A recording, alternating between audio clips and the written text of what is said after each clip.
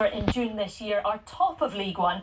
The fans are returning, as has former manager Simon Grayson, who's been rewarded with a visit from Clem.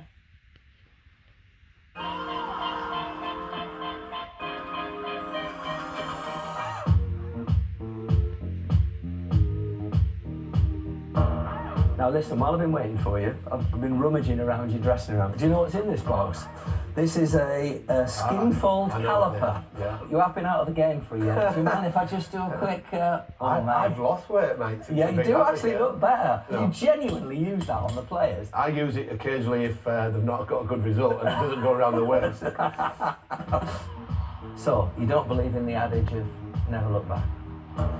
No, I think people have asked me about that. Why did I come back? You weren't expecting an original question. But I've looked at it, and it isn't about what's happened in the past at this football club. It's about why I've come back for the future.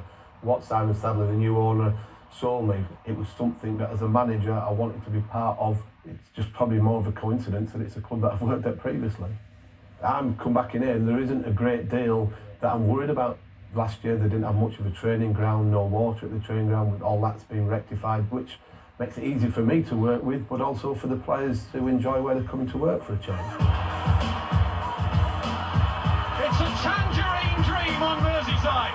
Liverpool are stunned. I'm struggling to think of a club that has had so much happen to it over the space of a decade. I mean, it must be breathtaking ride to be a Blackpool fan on all those different levels. Well, it just typifies being at the pleasure meets, doesn't it, on the biggest roller coaster up and down the country. So. No, we should have done this there. Yeah, well, not a chance. Look, I'm never going to sort of say a bad word about the Oysters from when I worked with them, because they give me my opportunity to be a manager in the first place. And there was times when I was obviously driving mad as a manager back then, but you're looking from the outside, it's terrible for a football club to go through what it's gone through. The disconnection between the supporters in the town, outside of the town, to suddenly this transformation of 11,500 people through the turnstiles, first game of the season, just short of 10,000 the second game. It's been a breath of fresh air.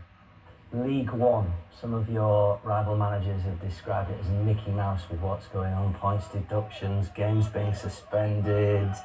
What a mess, man. No, it's not what you want to see from football clubs that have got fine tradition, history, in the mess that they're in, and it's not great for supporters, and there has to be some sort of stance taken to get it rectified quickly. It's the key now that you have to vet the clubs as much as they are vetting you.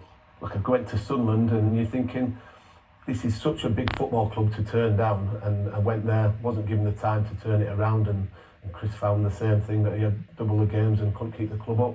I don't think it was just my being a poor manager at that particular time. I never said it was. No, what I'm saying is, but people will reflect that and think that it's you. But if other people allowed me to do things and give me a little bit more help, it might have been a different outcome. What happened when you kind of got regurgitated a year later was the Netflix series? Yeah, look, that's just something that was in place at the club.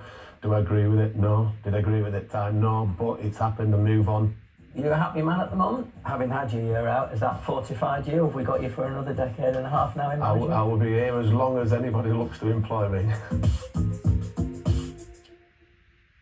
Well, some positive news at Blackpool then. They're at Rochdale this afternoon. I'll just update you as well on the Chelsea score. It's 1 each at the moment between Norwich and Chelsea. But as Simon Grayson mentioned there, it's been a terrible start to the season for Bury. Their owner, Steve Thalen,